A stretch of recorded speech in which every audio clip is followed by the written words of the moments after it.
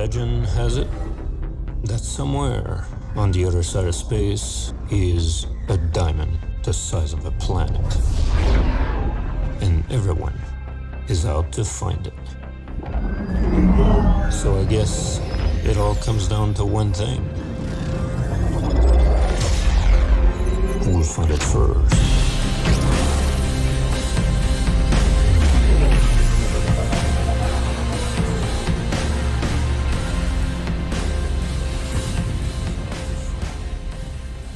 All right, there you have it, guys. The brand new Star Atlas trailer.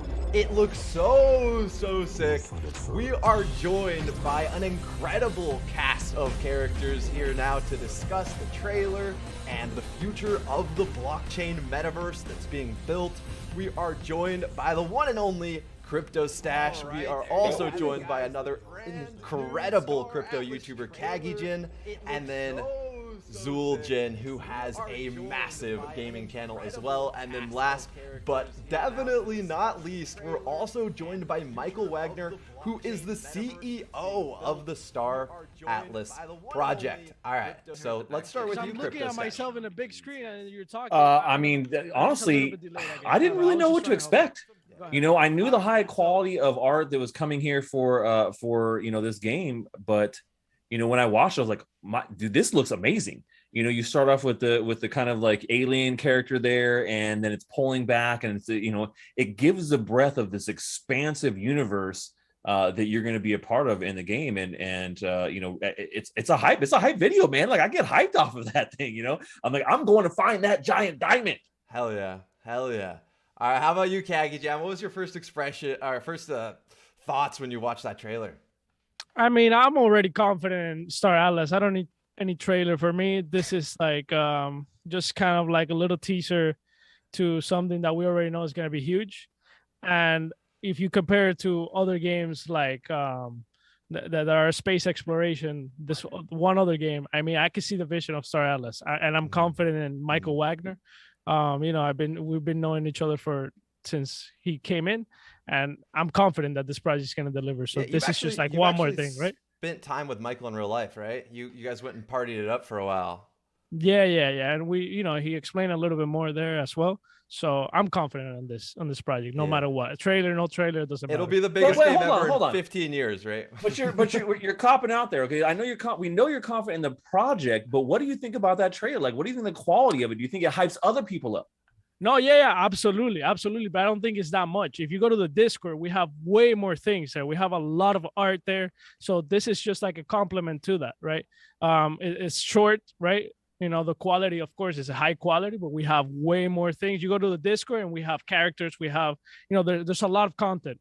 That's just an extra one, right? So yeah. I'm down. I love it. Yeah. Yeah, it's so cool. The quality of artists and animators is just incredible. All right, Zueljin, give us your first impressions here of the trailer. This ain't no blockchain game. There ain't no damn way. Look, I saw a bunch of still images before when I talked with Michael in the interview the first time, and I was already hyped with the game because anything that has the AAA quality, we talk about Illuvium on our show on Mondays with Crypto Stash, and that's one of the high quality games that we've seen in the industry. I'm a space junkie. I got a HOTUS right over there. I played Elite Dangerous for years. I've been playing space games and all this space MMOs on time, old school Star Wars junkie. I love all this stuff. Seeing them animated like that on screen and talking about the biggest diamond in the universe, I'm sold. But look, I got goosies. Awesome. All right, Michael, tell us, what was the vision when you guys created this? What are you guys trying to get across here?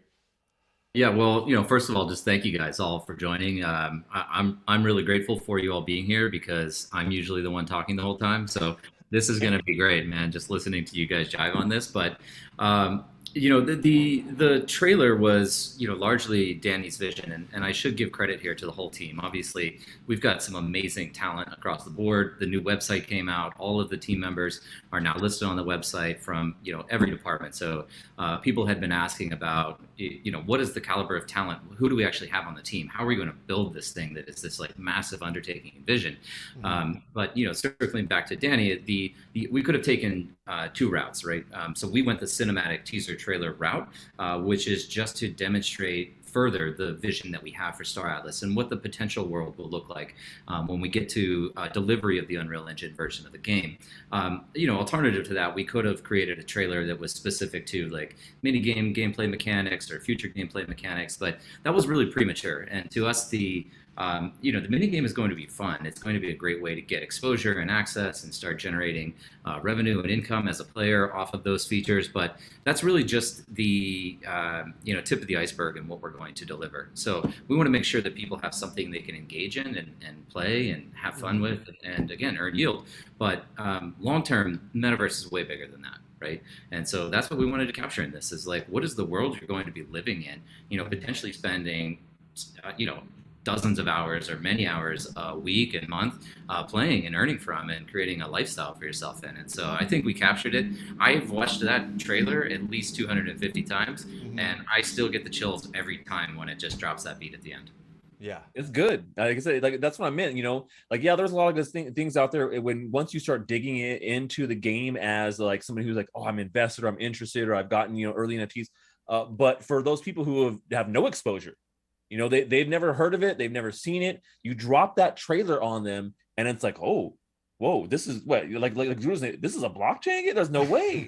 But see, that is something that people are kind of blown away by right now, because we're still really early in this industry. That definitely means that in the future, people are just going to take that as, oh, it's just another cool looking game. Yeah. And that's kind of the funny thing, is that you see that now as people are like, oh, it's a blockchain. I can't believe it's so good for a blockchain game. But really, blockchain gaming is the future. This play to earn model and what we're doing in blockchain and NFTs is 100% the future. That's why we just saw the YouTube head of gaming. We talked about this on Money that he just dropped. He said, and he literally dropped on Twitter, blockchain games and NFT play to earn is the future of gaming. He sees it because this is a person who understands where gaming is going, and so to have a game at this level, this AAA level, with an expansive team and a very aggressive type of roadmap and metaverse that they want to build that incorporates crypto and blockchain. It's just another element to create really good games, not something that should be like a defining element of a game. But that's what they are right now. We talk about these games that come out, like the defining element is that it's an NFT game or it's a play to earn game. But that's going to shift here over the next couple of years. When Star Atlas is getting ready to launch, these are just how games are built now. Every game is blockchain enabled, and you don't even know. You may not even notice. And it's just fluid. The economies are fluid because it's just a better way of creating a diverse MMO style economy. Yeah, totally. I think that we've kind of we've been flooded with all of these Axie Infinity copycats that are just trying to launch today. And it's caused us to really feel like blockchain games are this lower tier, this lower quality of game where you get to earn, so you put up with the bad game. But I love what Michael Wagner and team is doing with Star Atlas, where they're like, no, we're doing this AAA all the way. We're going Unreal Engine 5. This is not only going to be blockchain enabled with real ownership, real play to earn mechanics, but it's also going to be beautiful and immersive and expansive. So yeah, it's just such a cool vision. Zul, I have a question. Sure. Yeah, I have a question. How much money we got here behind this game, baby? That's all that matters. If we got the money, we'll make it, man. Don't worry. Whoa. That's not true. We got cash. We got cash somewhere. FTX, nope. Good team, everything, it's not baby. True. Let's go. You're wrong. You're 100% wrong. Let me tell you how you're wrong. You're too young. You're too young to know how wrong you are. Jesus, that's let me hype it, though. You are hype it for sure. But let me tell you. I'm gonna give you 2 words. All right, go ahead. Go for it. Go. This is how you know. These 2 words: Star Citizen. Ooh, all right, Michael. Michael, you got to say something here. So what's up? Let me hear what you think about that, Michael. I think tell us how this is not going to be Star Citizen. I think we need to separate these two as well. Yeah, man. I mean, there's a lot of differences in what we're doing versus what Star Citizen created, right? And the starting point is that Star Citizen is going really in depth into the full space sim model. So we're not really approaching it from that perspective, which allows us to create some efficiencies that they don't have. Star Citizen also, created their own game engine. We're leveraging Unreal Engine 5, right? So this is like a huge leap in advance for us. Where so you guys are already 5 years in. Yeah, exactly. I mean, pretty much, right? To Kagi's question, we're not revealing any financials specifically, but it's been a really blockbuster year for us so far. This is obviously in advance of going into our Galactic asset offering, which we know there's an enormous amount of interest for. So things are absolutely looking promising, and also just the venture capital and private capital that's looking to flow in from an equity standpoint. But what's you guys are talking about play to earn gaming really being the new model, and we absolutely believe it to be transformative. It's also a huge catalyst for getting users into blockchain, right? Like exactly what you guys said is the user in a perfect scenario won't even know that they're interacting with blockchain itself, but they'll have all of the financial resources and tools that come along with it. So it's this like major benefit is going to be very robust during the typical macroeconomic cycles that exist within crypto, because you're still getting the entertainment value, and you're still getting the escapism, and you're also generating yield while you're playing, and so you're very motivated to continue to stay in that environment and to continue to build in it, regardless of what's going on with all of the volatility externally. So, we were talking earlier on the call. This is a product though that isn't really ever intended to be complete. And that might not, that might sound crazy. Where we're starting though is releasing these iterative modules, right? So over time, we're just releasing features. We're not making you wait 7 years. We're pushing out a mini game right away so you can start to get a feel for the mechanics. We'll be releasing Unreal Engine modules, possibly as early as December or early January, which is like a showroom where you can go in the 3D space and explore ships and walk around and purchase items. But, every probably 6 months after that, we'll be rolling out something new. And all it does is continue to enhance the experience, and then at some point in the future, people will be able to come in and contribute as well. And so it's not so incumbent upon us to create every single feature, right? We let people come in and create their own features, which they're able to extract value from, and then it just contributes to the overall economy. So that's the big picture. And what we've done is really just revolutionize the revenue model so that it can be equally distributed across all of the stakeholders, which includes token holders, company holders, and players, right? And we're totally comfortable with that, with tearing down that traditional extractive economic model that game studios have and redistributing that out across all of those stakeholders. As a creator, I can't tell you how exciting that is, because I make YouTube videos, but there's a lot of people out there that like to create things in games. You give them a metaverse to where they're not wasting their time, and they're possibly getting revenue from this. They can invest so much more time, effort, resources, build teams around it, and build some things that are fundamentally game changing that draw more users in, and the value cycle continues. It's as a YouTuber, I've always looked at games that had these evolutionary processes that introduced updates. As a creator, I want to showcase those things because I'm into it and people want to see that, But as soon as that content is over, then you're just kind of waiting for the next one. I played WoW before, and those cycles kind of just wait, like, when's the next DLC come? The player base drops off, and we're waiting on an update, and the update comes out, the player base spikes again, and back and forth, because people feel like they're wasting their time because they're kind of just going through the motions. If there's an economy installed in this and people are profiting off of doing that, they'll be more motivated to put more value into the community, and it's just going to grow exponentially. Yeah. All right. Finally, no CryptoPunks, right? Like, we got something that matters, right? Right. Yeah, we go in a metaverse, something Yeah. you can use. Holy crap! Like, in a big world, that's fucking amazing, to be honest. To add to your point, isn't there a game like that, like Half-Life? I think it is. That it was like that, right? People built even better things Second in Life. that world. Second Life. Second Life. I'm sorry. I just learned about it like later on in my gaming life, and when I saw it, I saw that people will build better things than the actual original one, which it was crazy. That mod community is crazy. I mean, and that's not just Second Life. Like, I know Zueljin was talking about this on another stream with us, and like, there's already a huge community of people who like to mod games. I mean, it's its own micro community within gaming, and some of these community mods are like they're amazing and they blow your mind. You're like, oh my gosh, this is it's like a whole nother chapter for this game. You're literally just taking the elements of the game engine and it extends what they're doing there, and then some of it's a lot of crap, but All right, yeah, one of the biggest games in esports history is Counter-Strike, CSGO now, right? Yeah. And that started obviously as a mod for Half-Life. I was playing it. I was playing Counter-Strike 1.6, man, when it came out, in '99. And I was playing early Counter-Strike, yeah. All right, so you said, Michael, that there could even be an Unreal Engine part of the world that you could drop into. Is that going to be the ship in this trailer? Like, is this ship that we're seeing Legend in the has it trailer going to be that visible? 'Cause somewhere I think I on the heard other that side of that might be space the is first, a diamond. the first like thing that you get to go in and like see the ships inside that massive ship. Yeah, I think I don't know if it's an alpha drop or not, but I'll reveal. As I said, the kind of first iteration is a showroom module. So you'll be walking around first person. You're able to explore the showroom floor. You can cycle through the schematics of various ships. You can even do like a ship configuration on it and kind of determine how you want to spec it out. And then you can purchase that ship and all the components if you want to do that. That's just the very first part, though. Moving on from there is an actual Shipyard Module, which is a space station that you're able to navigate, and again go into like the hangar bays and go into the trading deck and the refinery bays, and all of these different like experiences. It doesn't have again, I don't want to misspeak, but it most likely will not have free flight in that version. So you're not actually going to be exploring, but you can still interact with assets in 3D as 3D models, which is really cool. Are we going to be able to see our own NFT ships in this Unreal Engine 5 hangar? Oh, 100%. Yeah. Ooh. Yeah. That's gonna be nice. I own that ship. That's my ship. Is it gonna be limited, or how are you guys gonna do that with the ships? Is it gonna be rarer ships? How's that gonna work?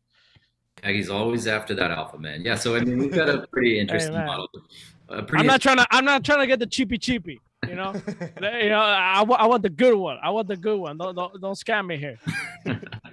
I mean, we've got a pretty good model for how we plan to roll it out. So it's not going to be a massive drop all at once. It'll be a kind of a burst when we first come out, and then periodic releases of new ships and new models and new characters and land, and everything over time is going to kind of roll out. Everything is finite in supply. At least a fixed finite supply per generation is how we're considering it. We do know that inflation is going to need to occur over time. We have no way of projecting right now how many players we're going to have, and if this reaches full scope, full capacity, it's global audience is really our demographic, and so we could have billions of users playing Star Atlas at some point. So the key point is that we try to manage the economics of the asset supply against the size of the user base and the amount of capital that's flowing in, and then we actually leverage the DAO. So the Star Atlas DAO, Polis token, is what allows individuals to create proposals and vote on asset release schedules. Is it okay to issue out more assets? Are we going to damage the existing value of that which is floating around? But the other really cool mechanic that we have, and I know you guys know about it, but it's the hardcore mode out in deep space. And ship destruction will be a real thing, right? $1 million ships could be destroyed, and the benefit to that really spreads out again across the entire community. It's like Satoshi said back when talking about people that have lost their Bitcoin private keys. That benefits everybody else because that is now no longer in the total supply. And so every time a ship gets destroyed, a little bit of that value gets distributed out to everybody who still has an asset. So it's balancing a lot of these and pulling on these levers to say, well, how many ships are destroyed, how many players, how much capital, what's the value appreciation in the current assets, and how much is justified for us to release a new tranche? And then also factoring that against operating costs, right? Like, how much is it going to cost us to build this game? It's probably $500 million to $1 billion over time. Mm-hmm. And a blockchain gamer sheds a tear every time an NFT ship is destroyed. Yeah, especially if it's yours, you'll definitely be shedding some tears. I mean, dude, obviously there's going to be mechanics to be repaired and things like that. Like if you're rolling around literally in a $1 million valued ship, you can't like say, okay, well that's it, you're never getting it back. Like that would be devastating for somebody. But I'm sure there's mechanics that are going to be built in, right, to be able to like repair ships and things like that. You take it back to the dock, it's in pieces. You're like, you got like a salvage crew. Yeah, I think Crypto Stash, when I blow up your $1 million ship, I'm gonna be the salvage crew for your ship. Meanwhile, I mean, it also like creates opportunity for all of these other on-chain tech, all this other on-chain tech that's coming out, like decentralized insurance policies, right? I mean, it's totally feasible for you to insure one of your ships that's floating around and gets destroyed, and it's all provably fair, right? You'll know if a ship gets destroyed because that NFT is burned. It's no longer in the user's wallet, and so all of this can be programmatically via smart contract just paid out. And so there's a whole new markets that we're creating where we won't be creating the insurance, but sure, we'll be integrating decentralized insurance policies for our players. Mm-hmm. That is crazy. That is crazy. I talked about it like in 2020, insurance and gaming, but it was just kind of like an idea, right, on Twitter. You know, like, yo, insurance and gaming, they're gonna collaborate somehow, and this is just it. This is it. You know, like that's fucking insane. Insane. All right, Michael. I think what everyone who's watching is wondering, when is the first like play to earn mini game? Like, when are we actually going to be able to get our hands on the mini game and start earning with our Star Atlas NFTs? Yeah, you guys know we're very careful about placing dates on any of this stuff, just because community is fickle. What's the feeling right now? That's what we want. What's the feeling, Michael? You got to give us something. You got to give 2021. Give us something. Oh no, it's happening soon, guys. I mean, the registration process is going to roll out in maybe a little more than a week. You guys will be able to go on and create your user profile. You'll be able to select the faction. Pretty soon we'll have guild registration and clan registration on there. Nice. Leaderboards for the individual players, for factions, for clans. And then we're also going to be introducing this really unique naming service where you can actually secure your name on chain, kind of like the ENS or SNS registries.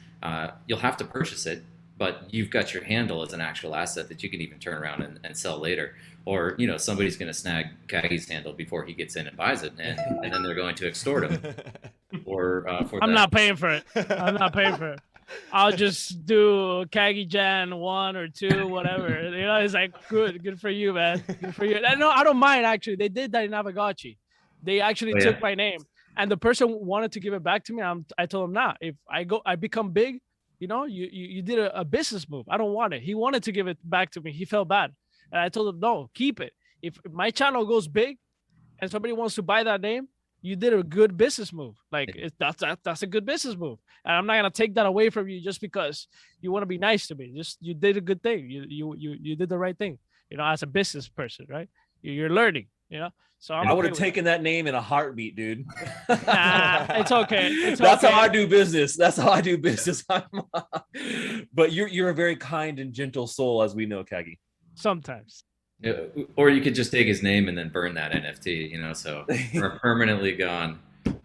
There you go. Michael, that's kind of like he never existed.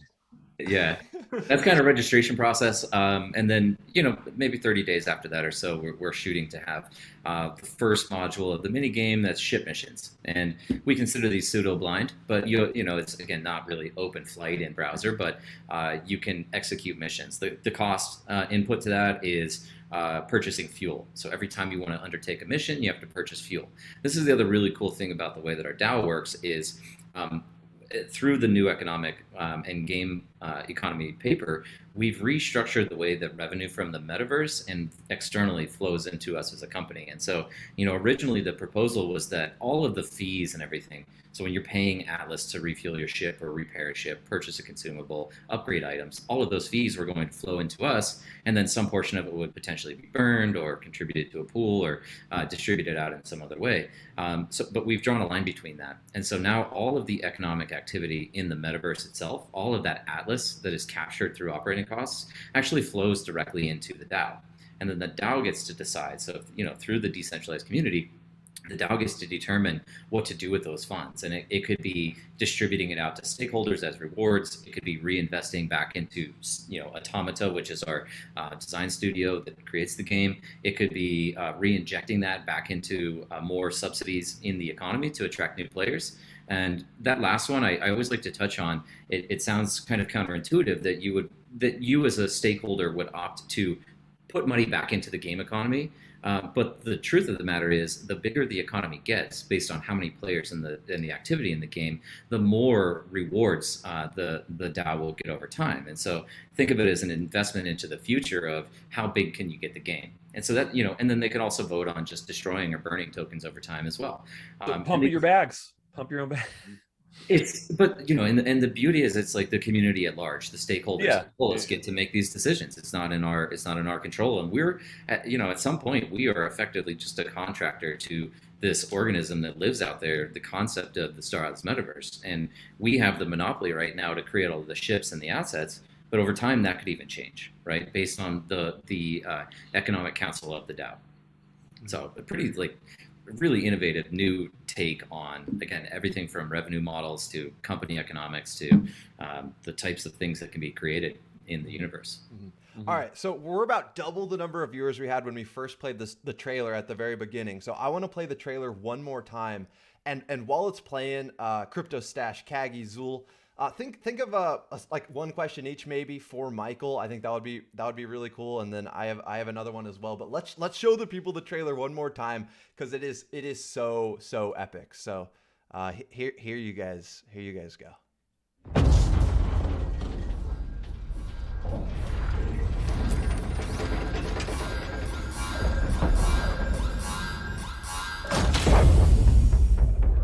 Legend has it that somewhere on the other side of space is a diamond the size of a planet.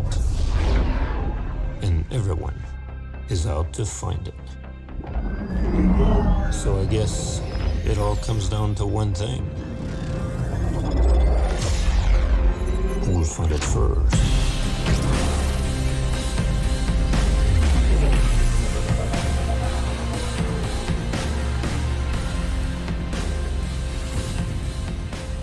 Dude, I want to enter this world so bad.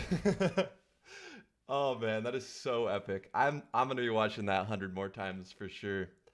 I'm gonna fake react to it. Like, oh my god, I can't believe it.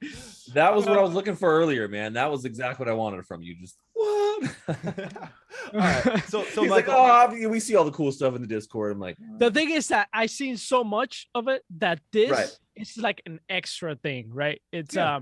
I feel like all those characters and all those ships that I've seen already in the Discord and the development little by little, I mean, and the vision together, this doesn't add to my vision because I already had that vision that I knew it was gonna be like this massive world, right? So it's for me, it's like you know, it's a nice trailer, but I'm not gonna like like, oh my god, like, I already know it's an oh my god game, That's why. all right, I'll ask the first question here, and then we can go down Crypto, Kagi, Zul. So Michael, my question is, how big is the team now behind this? Because I interviewed you a couple months ago, and I'm wondering, like, have you guys been bringing on more Unreal Engine game developers? How is the team building been going for Star Atlas behind the scenes? It's been going incredibly well. We realistically have about 80 people on the team. This is coming from 4 people when we started in December to 80 people internally, and then another maybe 40 or 50 through third-party contractors that we work with. And so, one of the challenges that we're facing is that identifying this talent, these human resources, to come and work on a product of this caliber is quite challenging, right? There's just not that many people out there, and you have companies like Microsoft, for Xbox, just recruiting as many people as they can, and obviously unlimited budgets, right, to spend on people. So we're competing up against that to an extent, but what's really cool is all of the people that are on the team just absolutely love what we're doing, and they see the future potential of this. And so we're able to attract talent and retain that talent because they want to be a part of this, and they want to create pieces of this. And so on the we really do operate, at least we're creating 2 products, right? We're creating this mini game, and we have an entire engineering team that's focused on that. And when you look back at kind of our successes over the past year, not only was it the launch of Rebirth and the launch of the NFT marketplace and the all of the UI surrounding that, which is going to evolve into the UI for the mini game. All of the economics that we've released, all of the concept art that you guys have seen, the teaser trailer, the new website that's coming out, and a lot of partnerships and everything that are forming as well. When you factor in kind of the collective of people that are working in some capacity on Star Atlas, we're probably around 150 right now, right? And not everybody directly employed, but contributing to the future potential of the vision. So just amazing that we've been able to coordinate as well as we have across all of the departments with this rapid growth and deliver all of these products that we're bringing to market. Sorry, I want to ask a follow-up to that. For if there's someone watching who wants to work for Star Atlas, how would someone apply to become a part of the team and build this next generation of gaming and probably one of the first iterations of this new metaverse? We, I can't remember the site. We do have job postings on various job sites that you can find. The easiest way that I would recommend is just to shoot a resume to careers@staratlas.com. We're reviewing all of those actively. Again, each one of the departments and teams is scaling pretty quickly, and I think we're hiring anywhere from 2 to 4 people per department per month, if not more than that. So I would anticipate, though, that we really need to double, triple the team by the time we get into the full swing of things. So we're obviously looking at what do the company economics look like, before we scale too rapidly. We want to make sure that we can get to the finish line with this. But yeah, we are looking to hire a lot of talent. So if you're interested, shoot us a resume. You need more Twitter trolls behind the account. We do have quite a few of those. You do? Okay, never mind then. Go ahead, Jake. Bye-bye.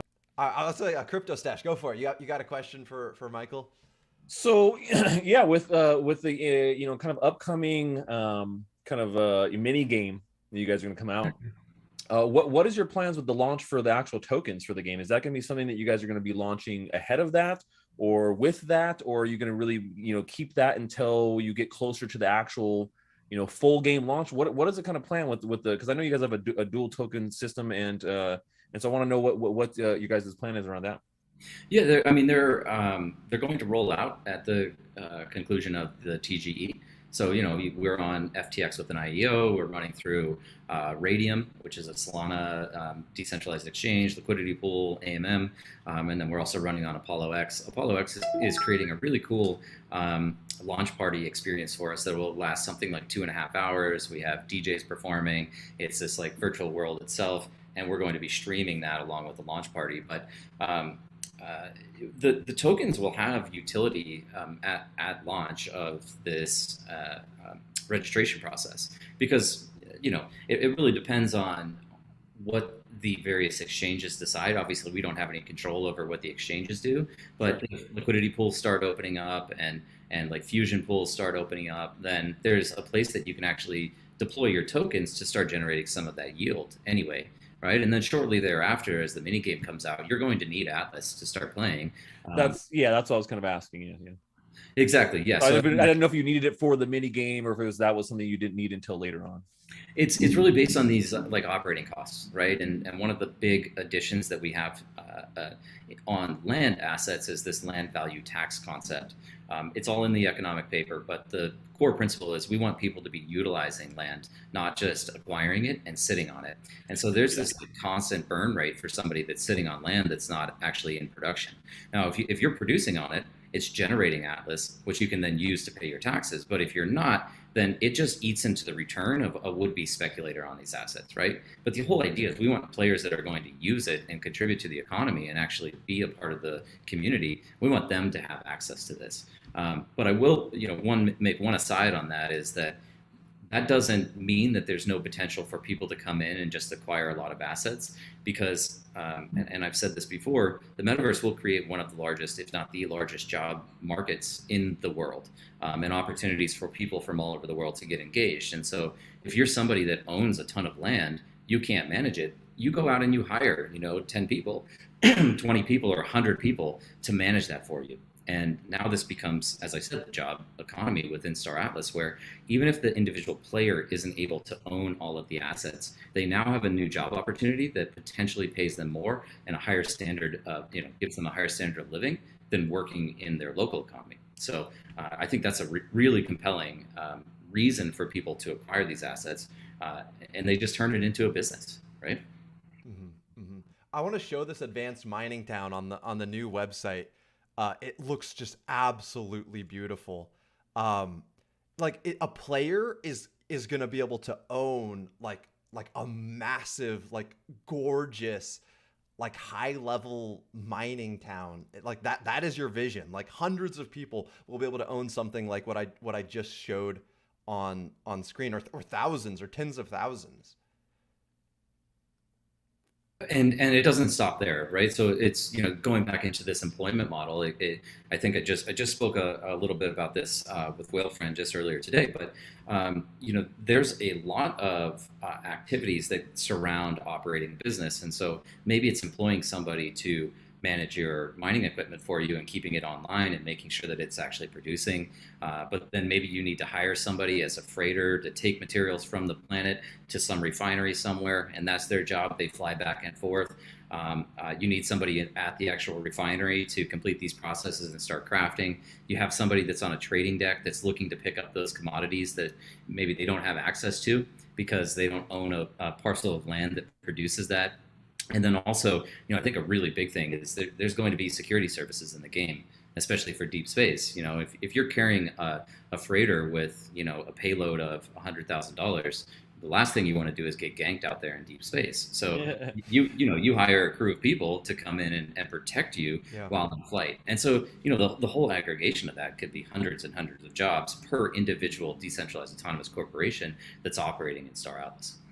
And you make a good point about that too, because if you kind of akin this to the original, we'll say like the OG kind of MMO Star game of EVE Online, that same thing, that's super in depth, and you have people collaborating together and making alliances and attacking other people based upon those alliances, and then guarding other people's ships and things like that. So this really puts like a real world value into that, where that they're just doing that natively in the game without any kind of value that they're getting from it or protecting value.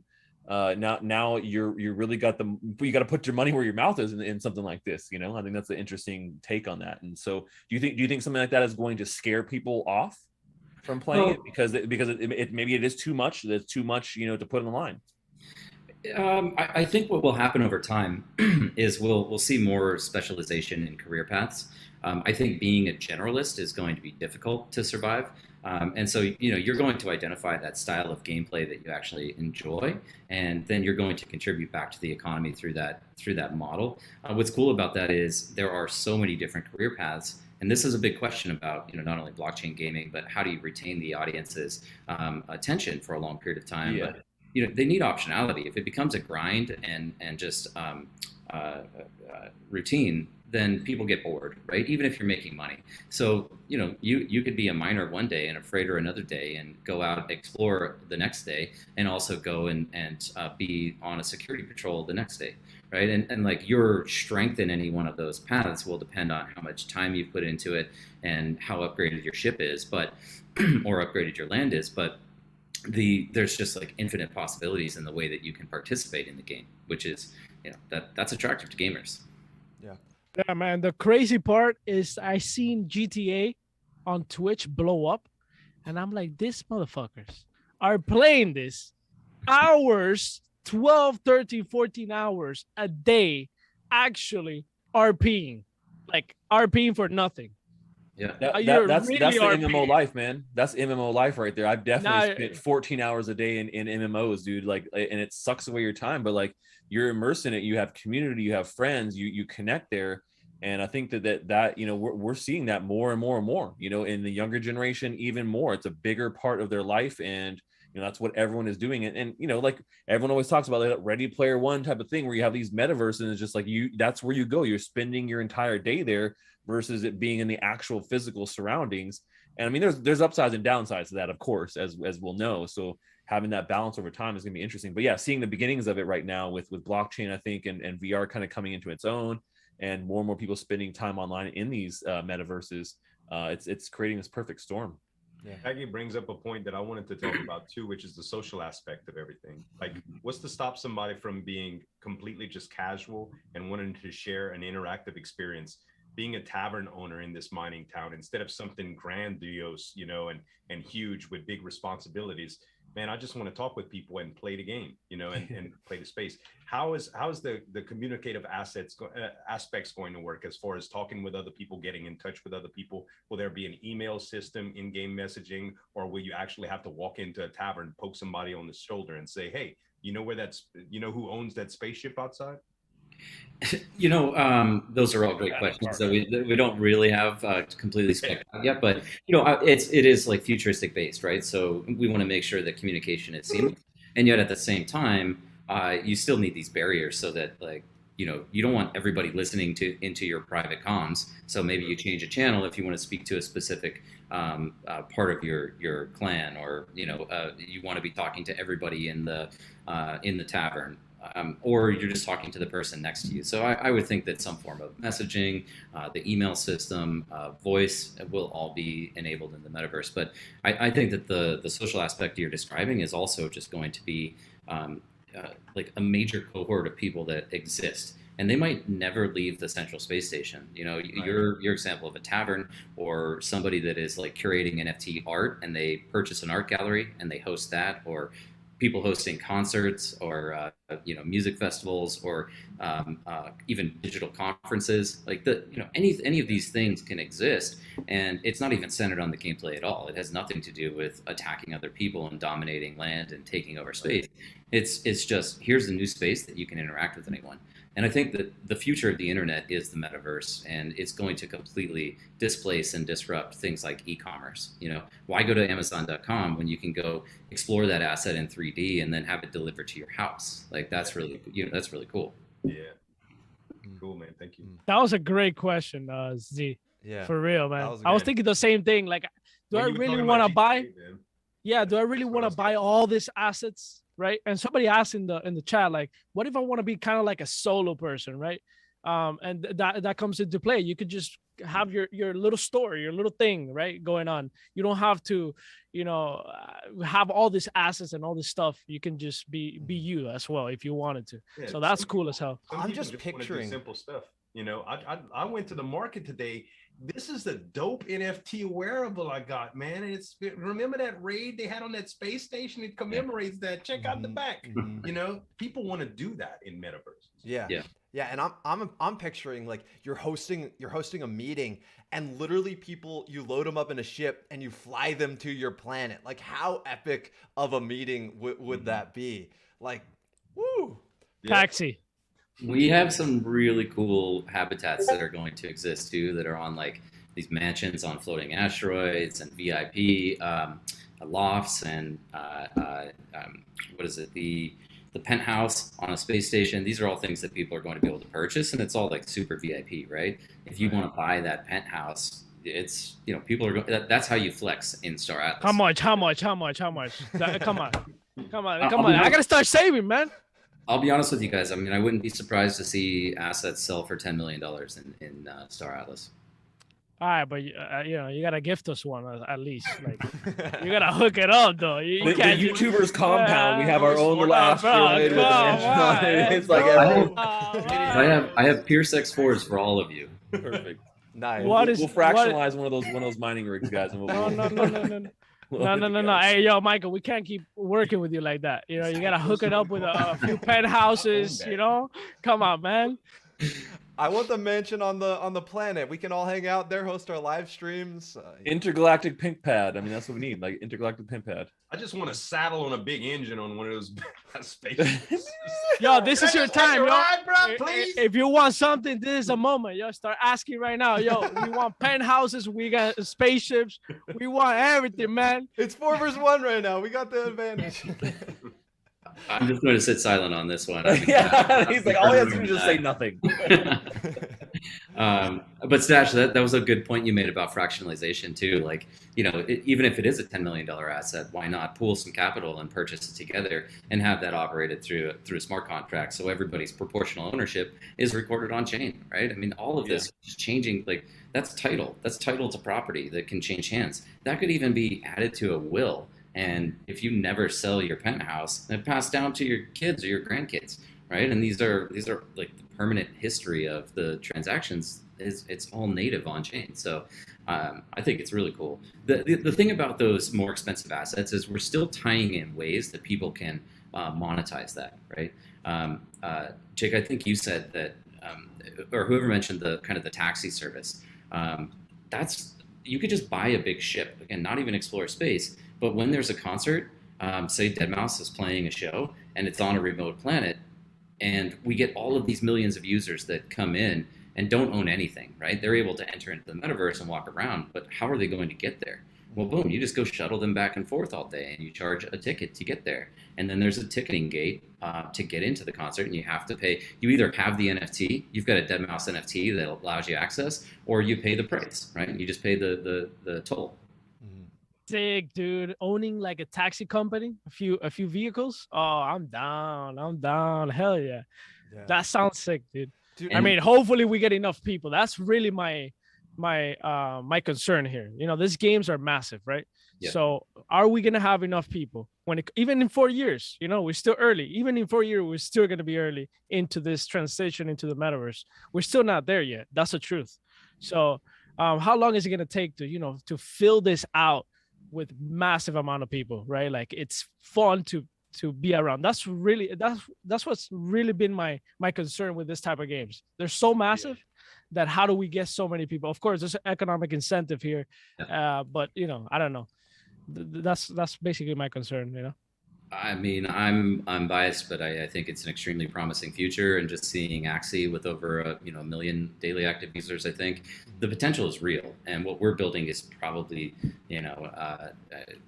it's one of the most hyped products that's coming out, and like we're excited about it. But I can't wait to get in and start playing. And like we're just sitting here jamming and talking, and the whole taxi service concept, that's not something that we ever came up with internally, right? I mean, that's just through discussion, and that's again the innovation that people can bring to the metaverse and find ways to create their own value.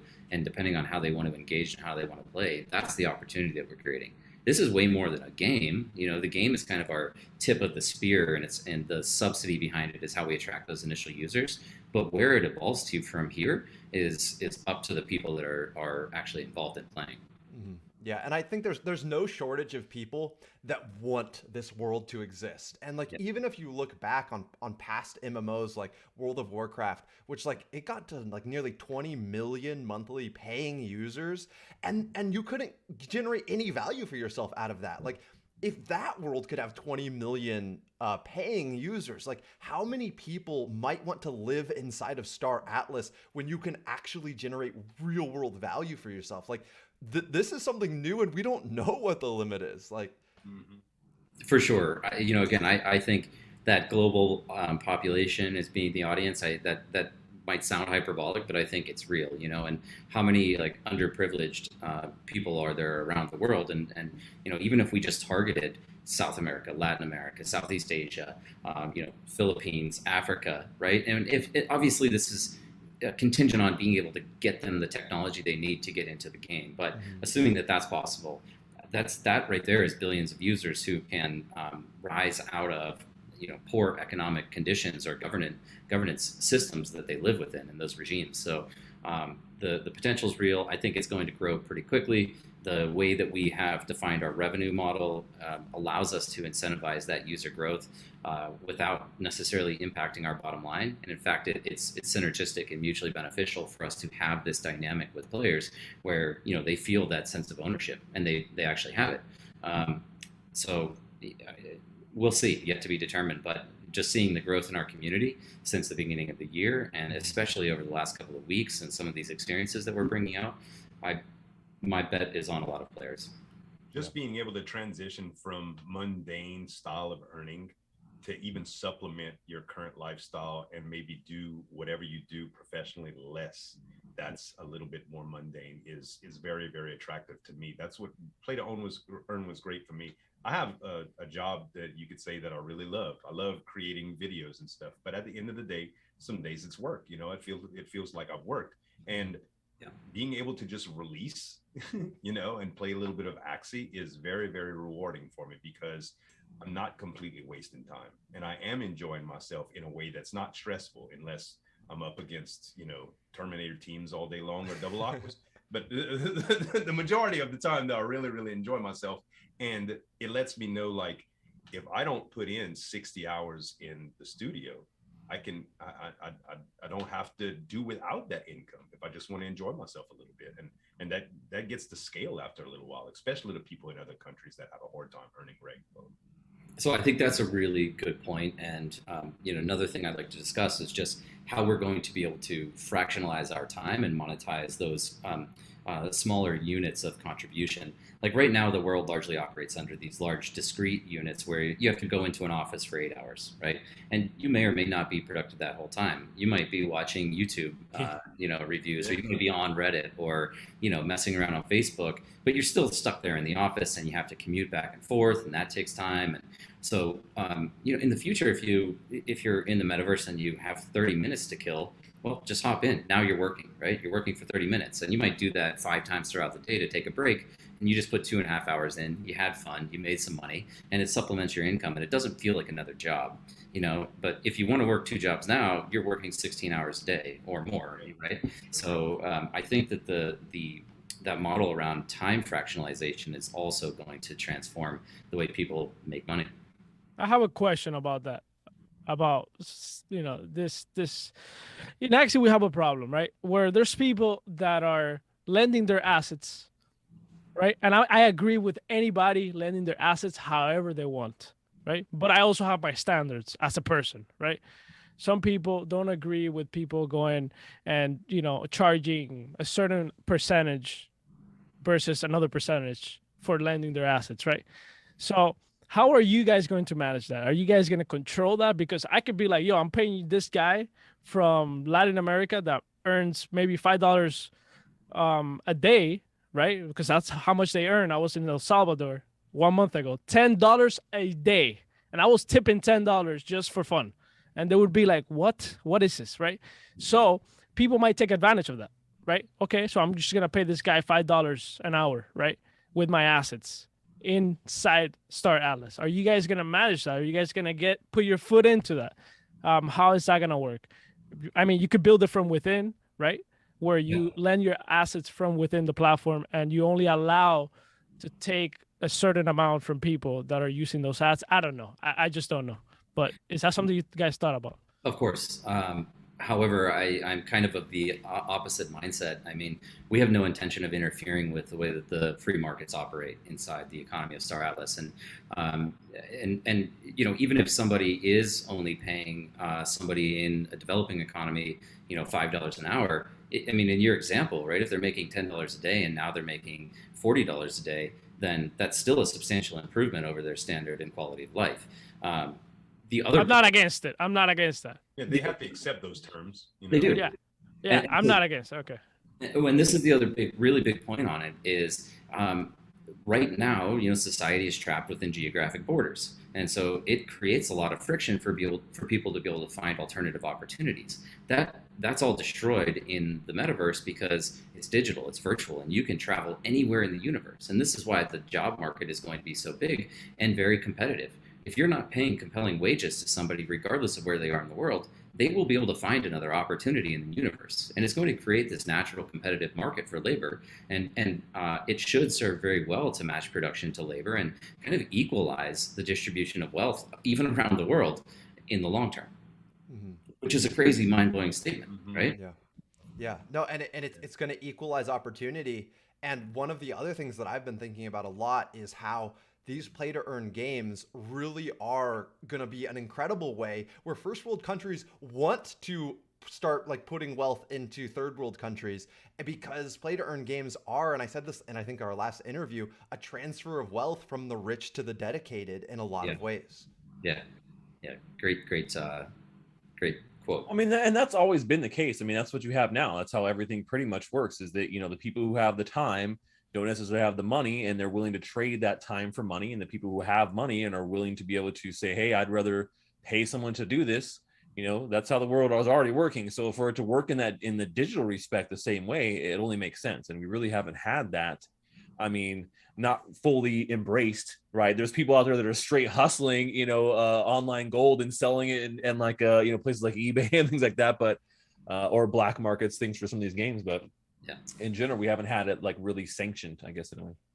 I think the whole model just creates alternatives for people that otherwise don't exist. You know, kind of like continuing or diving a little deeper into it. Like everybody is aware of Chinese sweatshops, right? And people who are being taken advantage of for their labor, but they don't have any other option. And this immediately creates a new opportunity for them that otherwise wouldn't exist, you know? And so over time, and this is going to be a gradual process, but over time that does create this competitive environment where, okay, our sweatshop labor is no longer existent. We are going to have to pay somebody a fair wage and compete with the wages that they can earn in the virtual world. So it is a great rebalancing of value and wealth. All right, Michael. So I want to be respectful of your time. We've been gone about an hour here. I don't. But are you okay to stay a little longer? I have another question. Do you have any hard stops? Checking right now. I've got about 15 minutes. Okay. So one thing I'm curious about is, I know you guys want to make this world as immersive as possible, and you've talked about integrating virtual reality into the game. Or at least parts of the game. So what I'm curious about is, obviously in third world countries, paying $800 for a VR headset is not going to be a possibility. So how are you guys envisioning, like, some people being in VR, some people not being in VR, or like how do you guys see that working? It's a great question, and I would say similar to our economic model, we're casting a very wide net, right? So just on the show, we were talking about $5 or $10 ships. Right, and also $10 million assets that people can buy. So wherever you fall in that curve is, it's up to you if you want to make that capital contribution. But in terms of tech, of course, we're building out to this AAA quality standard, and that's the audience that we want to immediately target. But in supplement to that, we have the web browser experience that's going to live on in perpetuity and will continue to evolve. And then later in the pipeline, we'll start to introduce mobile gaming in some fashion. It maybe is not going to be the fully cinematic gameplay that you get through Unreal Engine, but you can at least interact with the gameplay mechanics on your mobile. Are all these worlds going to connect? Like, you do something in the mini game and it affects the actual Unreal Engine game? Yes, because when you think about the underlying data structure of it, it's all on chain. And so any activity that exists through the mobile app or through the web browser or through the 3D world actually all just corresponds and reconciles across the chain itself. So if somebody on mobile puts down a mining station, everybody else across every other application sees that happened, right? And they're just going to see it in a different way. But that's the bigger picture, is like, how do you get access to everybody with a mobile phone so that they can start to empower themselves? But again, for us, the big vision is this really immersive world that is attractive to a lot of people that we can start with. Arguably, that's the hardest part. The 3D world's the hardest part. The web browser is challenging, but we can overcome that fairly easily, and a mobile app is probably the simplest application that we can build. But we want the kind of big headline title to start. So is virtual reality going to be an option in these first iterations of the Unreal Engine world, where there's like the hangar that you can go in? Like, am I going to be able to see my NFT ship in virtual reality and like actually walk around it and like see it at scale in person? Like, are you guys shooting for that at the very beginning? So Danny would hate me if I said yes. So it's definitely in our roadmap. We want, and with Unreal Engine, all VR technology is going to be feasible. It's also a long roadmap ahead. So technology will change over time, and the capabilities of VR will change over time. So yes, we expect to build for it. I don't know if it'll extend beyond VR while you're in your ship, VR when you're in first person, how you interact with things. Can you live in the entire universe in VR? I don't know any of those things yet, but we certainly want to build for virtual reality in the future. All right, cool. So do you guys, we have Michael for another 10 minutes. Have any more questions before I close out here? Chat. Let's use the chat. Okay. Let's use the chat. True. Yeah, we could have 10 minutes of questions from chat. That's a really good idea. Does anyone know if buying posters now is any benefit other than owning NFT? Well, actually, the screenshot for the posters already happened today, right, Michael? So we took the snapshot at 8 a.m. PDT today. I can elaborate on that, though. I don't know if we discussed it here, but we created all of this additional utility for the posters just through the entire campaign. The experience was cool with the digital art we created, with the augmented reality, with the audio soundscapes behind it. The tier system where you got in-game assets as a loot box drop depending on how far you progressed. But we took it a step further just to demonstrate the potential of future intrinsic value in allowing players to get exclusive access to the TGE. To the IDO platforms. We created this ticketing system just based on holding posters. And that either meant guaranteed allocation on Apollo X, or it meant, greater probability of winning on Rivian. But there's nothing to prevent us from doing that in the future. If you hold a poster and when we launch a new season at some point in the future, we could very well distribute a custom skin or a unique pet or even an emote or a ship or something, right? And I don't know what that is yet either, but we definitely intend to continue to support the intrinsic value of those assets by releasing more promotional items over time. So plus it's a cool collectible, and there's not that many of them out there. They're all pretty rare. So from that standpoint as well, my opinion is that they're worth holding. But yeah. Yeah, and they're also just absolutely beautiful. All right, so someone asked in the chat whether or not, or what impact it would be like choosing one race versus another race. Like, how is that going to affect the overall gameplay?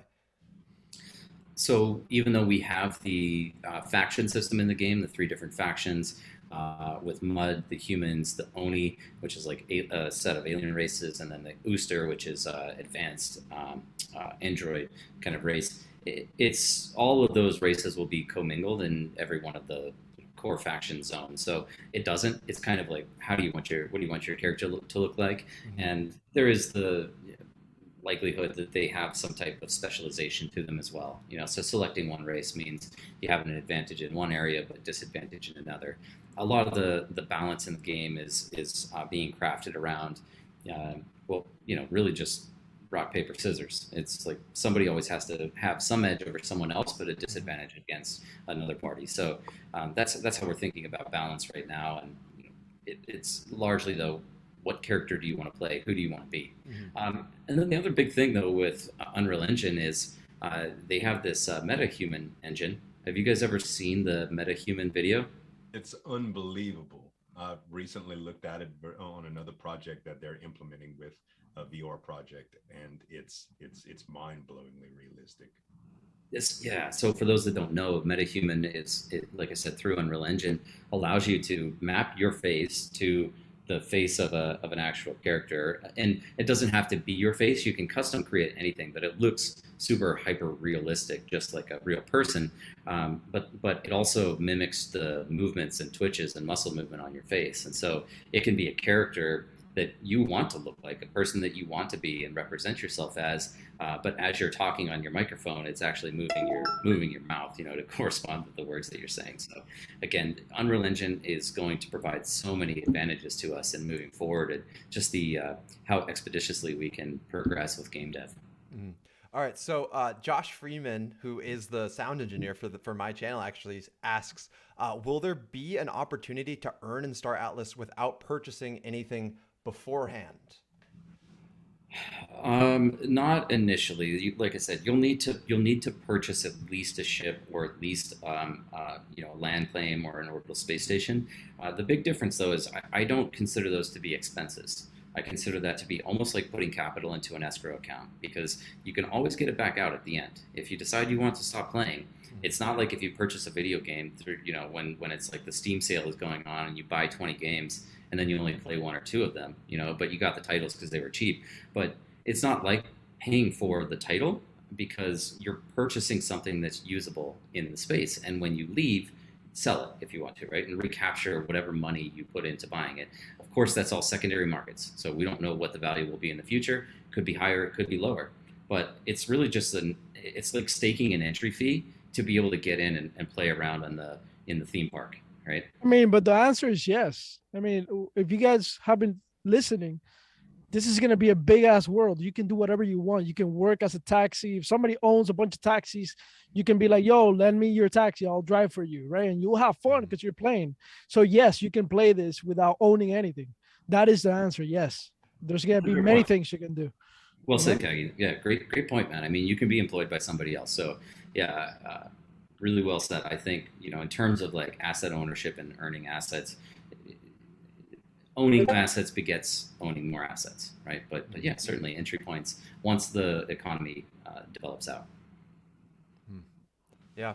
All right. Well, this has been so fun. I thank you guys all for joining. Michael, the CEO of Star Atlas, Zueljin, who has an incredible play to earn gaming channel, CAGYJAN and Crypto Stash, 2 of the very first OG NFT YouTubers, play to earn gaming YouTubers. Stash. All the links to all these guys' YouTube channels are in the description, as well as links if you guys missed our playing of the new Star Atlas trailer. That is linked in the description as well. The brand new Star Atlas website, which is a whole experience. You guys definitely need to check that out. That is linked in the description as well. The Star Atlas Discord is a great place to stay up to date with all things Star Atlas. So all those links in the description. So make sure you guys spend some time in the description and get connected so that you can stay up to date with all of the new information that's dropping. And when we find out when the mini game is actually going to launch, that will be in the Discord and stuff. So yeah, make sure you guys Jake, wait. I want to ask you something. Is that financial advice, bro? To check out all the links? Hell yeah. Knowledge is power. Knowledge is financial advice, baby. Check out the links. What's up? This was a ton of fun, guys. This was a ton of fun. I love you guys for joining on this. Thanks for all your support. All of you guys have really been early supporters of Star Atlas, and you know, asking for nothing except for Kagi. You know, he's demanding the ships and stuff. But everyone else, you know, love you guys. But this was awesome. I hope we can do it again. And the community out there, thank you all for just the enormous support that you're showing us. Yep. All right, guys, leave thumbs up on the way out, as that will keep this video getting recommended after it is just a VOD. So drop those thumbs up if you guys enjoyed this conversation. And then also, if you're not subscribed to my channel yet, Zueljin Gaming, you're here, you're on the channel. So hit subscribe, click that notification bell. My passion is the future of the metaverse, the future of play to earn gaming. And I cannot wait to see you all inside the Star Atlas metaverse. It's going to be awesome. If you're in deep space, you better believe I'm going to be destroying your ships. So be careful out there.